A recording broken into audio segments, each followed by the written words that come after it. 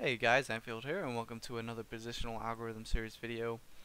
Today I've got a platoon of three. I don't want to do a platoon video, just so you can show a little bit of platoon coordination and such things.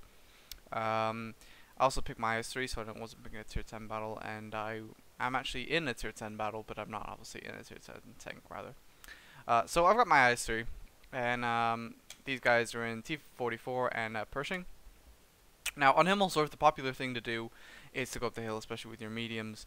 And because I'm not in tier 10, the hill could be a viable solution for me, but in this case, I want to be careful because they do have a T54, which is the only tier 9 medium, or, well, something greater than a tier 8 medium. And they also do have some tanks that are capable of fighting it out on the hill, and because it's such a popular option, I want to be careful about going up the hill. The other reason I'm dubious about going up the hill is because if you do go up the hill, from this side it's basically very unsafe to get up there because this is all exposed, and also that makes it difficult to run away. So getting up is hard, and also getting away is hard. This side is much better. It's so much easier to get away from this side, just because of how this is all set up, as opposed to this. So this side is much better than this side for getting up the hill and getting away safely. So regardless, I've decided that I'm going to go in the middle. I'm going to work these windows. I have a strong turret, and I can work these windows quite well. It's something that you'll see often in 742 as well, or the eSport, is IS3's working these windows. That's what I'm going to do. I've got a good turret, so I'm just going to work that for a while. Also, it gives me an opportunity to figure out sort of where the tanks are going to be positioned, where the push is going to come from, and it gives me a decent opportunity to escape no matter where the push comes from.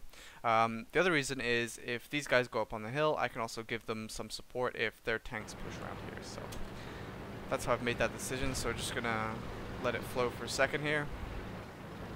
Okay, so, right, the immediate thing you should be noticing is that almost the entire team's gone up the hill, which is not good because that means that our 50B and our two E75s are going up the hill. So, and obviously a bunch of tier 8s as well. So that's not good. I immediately tell these guys that they're not gonna, they need to come back down.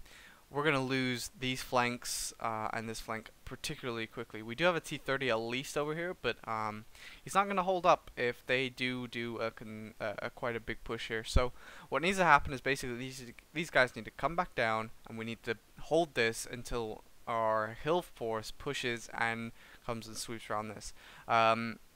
The idea being that basically this will be the flank that will be sacrificed the most, so there needs to be guns here, but we can't sacrifice too many tanks in this position, so we'll just let this run.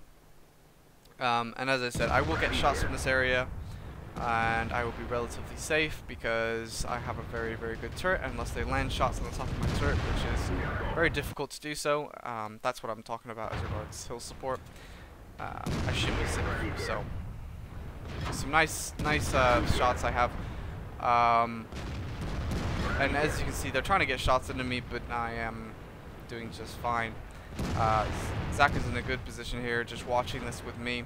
As you can see, this is where the general push is actually coming from. Our tanks have pushed off the hill because they had no opposition. They would have rolled any opposition if they had seen any. So we've done a good job of basically keeping them where they have. So now they're pincered between two opposing forces, our holding force here and our pushing force here. Their cap is in immediate danger, and our cap is in immediate danger. So we're in a really good position here.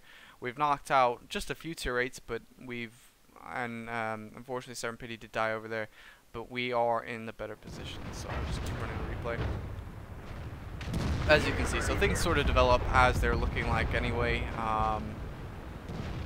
And we're applying, we'll be applying immediate cap pressure. They do have cap pressure, it's just a Yak Panther 2 though, not something I'm too worried about. His half HP already, so not something me and Zach can't deal with immediately. Their T-54 decided to go up here and kill Artie. I'm not really sure why he made that decision. He would have been much better off coming around and trying to do something with us, but I guess he wanted Artie, I don't know. But either way, a T-54 isn't that much of a danger, especially on this hill area here, to me and Zach, because he doesn't have a lot of depression, so he sort of has to expose himself a little bit further down than he would like to get the shots. T-54 isn't unpennable by us too, so that's not much of a problem. He doesn't have a high alpha gun, and we can still make him bleed for shots, so not the worst position in the world. He's not hull down, so we don't have to worry about that too much. So basically it's going to be me and Zach sort of getting him to come off the hill at this point. We've already won because this guy's capping. They have one already left, and the T-54 is the only thing they have left. So yeah, that's pretty much game over. Force the T-54 down right into our other tanks, and down he goes. So yeah, that's it, guys. I hope you enjoyed, and I hope you'll stay tuned for further position lab videos. Sorry there have been few and far between at the moment. I just had a lot of stuff going on, especially with the mob pack coming up, but I will try and get some more done. So yeah, thanks for watching, guys, and good luck with your games.